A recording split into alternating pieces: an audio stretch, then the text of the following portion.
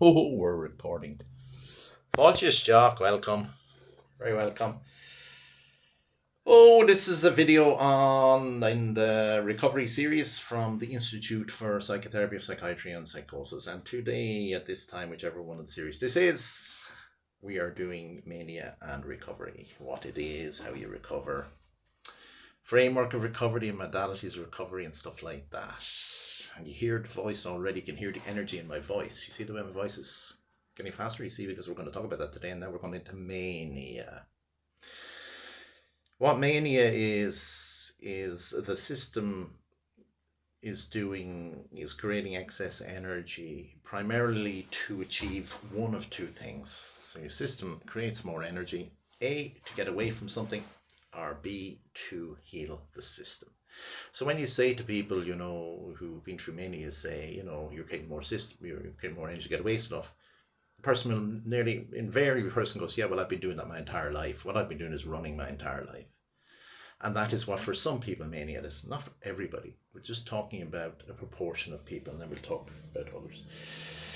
And what a person can also be doing is that they're creating more energy. The system is, and actually to heal what it is you're trying to get away, or heal the system. Okay?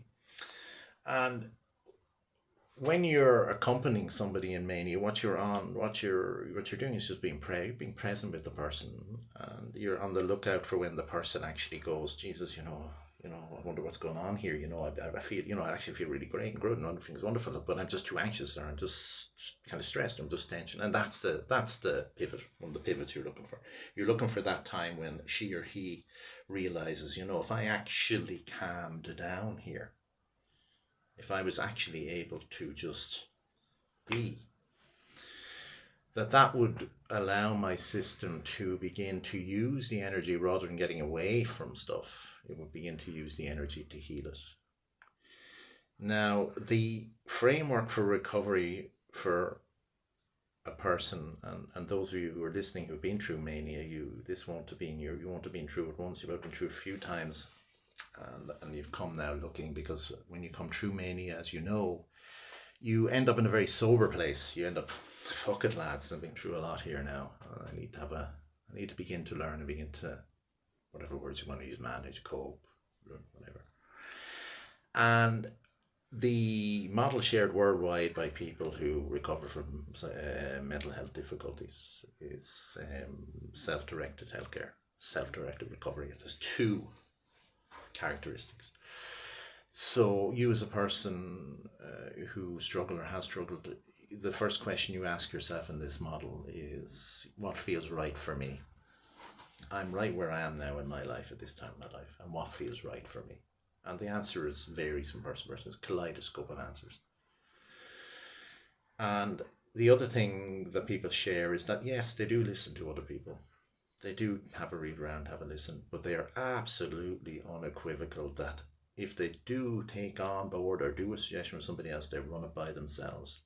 Somebody said, what about this? And you say to yourself, okay, that's interesting. Okay, yeah, kind of see where it's coming from. Maybe with a bit of a tweak, it might work for me.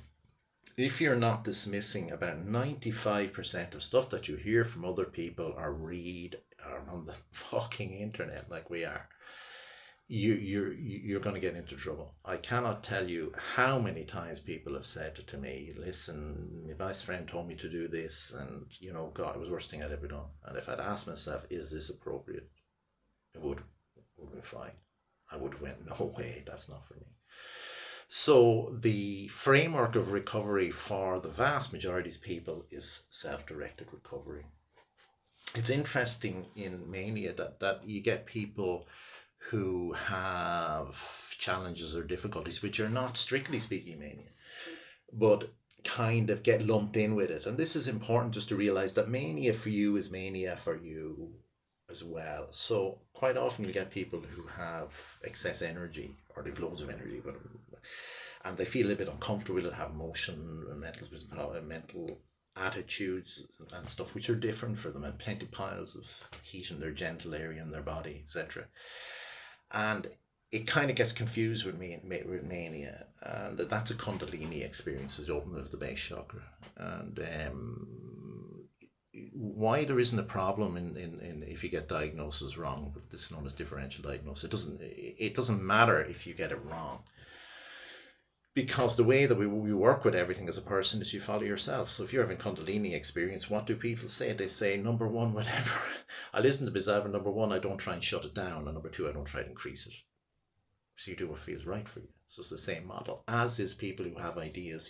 People, loads of energy, plenty of energy, and the kind of spiritualities and connected with God, etc., and so forth. And this is a crown chakra experience, okay? And it can be confused with mania. And if you call it mania, it doesn't matter either, because it's the exact same. What am I going to do? What feels right? And what feels right for people is that they just live through it. And you just say to somebody, it's a common experience people have in spirituality. It's a bit unusual, but you just take it easy, fine. And there's rarely if any problems. Well, people get into problems with these sort of experience. I mean, this is the shared characteristic of people who get into problems, is that they have inappropriate intervention. They meet people and they end up in the shite. They meet biopsychiatry. So for those of you on medication, that's your decision. Overall, the purpose of medication is to make money for drug companies and psychiatry. That's the way that it works. Stuff about biochemical imbalance and all, it's all made up. It's all fabricated little crap. The vast majority of people who go on medication is a pathway to chronicity, and you meet the person 5, 10, 15 years later. It's really tragic, and the person says, I feel I'm getting my medication right now. 15 fucking years later. Tragic. Or am I up or am I down? People who it's all about that, and adjusting medication and this, and it's a nightmare. You want to live like that? That's your decision. I certainly wouldn't judge you for it. I won't judge anybody who decides to take medication or whatever. What you do is you do what's best for you. So what happens is that some of you who are listening will decide to go the medical route and medication. There's nothing wrong with that, provided that that's what you want, that you sit there and go, listen, okay, I know that this stuff is generally a pathway to chronicity. I know that its side effects include everything and anything up to death. They're very serious stuff. But it feels right and appropriate for me. And that's what's important. If you feel it's right, well, then that's what you do. And the likelihood of it causing you harm is absolutely plummets, because you've decided to do it. You've most likely decided, I'll do it for a while. And then, of course, when you come off, you make sure that you know how to do that properly. Okay? Because you'll get set up. What biopsychiatry will do is they will set you up and say, oh, you need your medication. And then they'll say, oh, we'll come off it and we'll see. And, of course, you come off immediately, and then your body goes haywire. Nothing to do with biochemical balance. It's called being set up.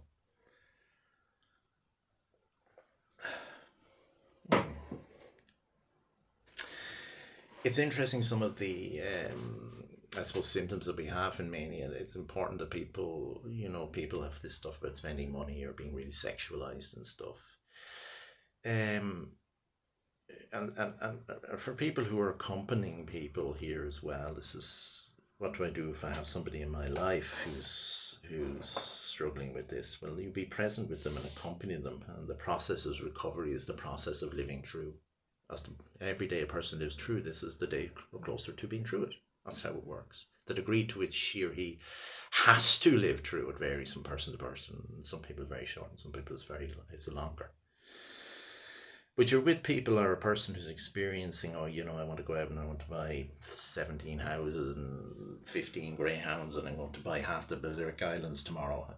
A vast majority of people, if you're present with the person and I'm going to do this, and I'm going to buy 15 greyhounds tomorrow now, and blah, blah, blah, blah, blah, blah, blah. And as you listen to them, they go, oh, no, I don't think I'll do that. Maybe I might do that another time. And then, of course, you've one about sexuality, which is, most of you grew up in societies where sexuality is not celebrated, or sexuality is not celebrated, especially for women. You're all get it more than men do, of course. And where these women and men go through mania have become very sexualized, and even the word sexualize, a load of shite. So the vast majority of people who go into this and become sexualized and want to ride all around them, like the same thing again. When you're with the person just talks about it, expresses it, rarely acts upon it. And when a person acts upon spending money or sexuality or sexual expression or going out there and riding all around them, they might do it once, but they rarely do it again. And what it is it frees the person up. It frees the person from the repression that they've grown up in. And a repression that many of us feel in terms of sexuality is just almost universal. And in terms of money, it's very common. Everything is about fucking money. And it can be really difficult for people. When you're accompanying somebody in this, and somebody is heading on the money route, the sexuality route, and you're concerned for them, you just say you're concerned for them.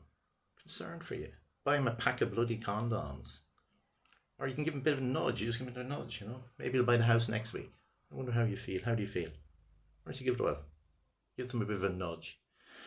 Sometimes people are going to live through that because that is recovery for them. And you have to be present and live through it. That's it. Unless you choose not to be. On occasion, in terms of sexuality and accompanying somebody becomes very hypersexual, is that, and this is whether you're a woman or a man, is that the person you're accompanying can become inappropriate, up to and including sexual assault. It's very rare, but it can happen. And if you were there accompanying somebody and you're just, this is getting a little bit, I don't feel safe here. It's not, it doesn't happen often, but it can. And if you have the feeling, I am not safe here, you then put in place how I get out of here. And there's nothing wrong with that. You're not betraying the person or any of that sort of shit. You're behaving like an adult, going, this person is out of it here a bit. She or he cannot, that's not safe. So that's what you do. When you come back to talking about people, you ask about their mania, and you say about getting away from stuff or healing stuff. Some people sort of say, well, mania is for me is a form of spiritual liberation, and it is for some people. It is this energy that opens themselves up to the world and to a greater understanding of the mind. It does happen, and we respect that, and you'll know by the person. Like, you'll know when a person is having this experience about connecting with God and being open to the divine. It feels completely different than somebody goes, I need to say I'm Jesus today because I feel like fucking shit. It's completely different. I can get a mix of them, but you'll feel it and you'll know it, and you just listen to yourself as a person who's accompanying what's going on here. And it's a very steep learning curve. I accept that. When you're with somebody, experience this. It's very, very steep to be with somebody who's in this state and you know nothing about it. And you've not been around it very much. But you'll be okay if you listen to yourself and trust yourself. And for the person, the difficulty for you, the suffering and difficulty with this, you follow and listen to yourself, and that will see you home to who you truly are. So, slán go fáil, go raibh míle maith go léir.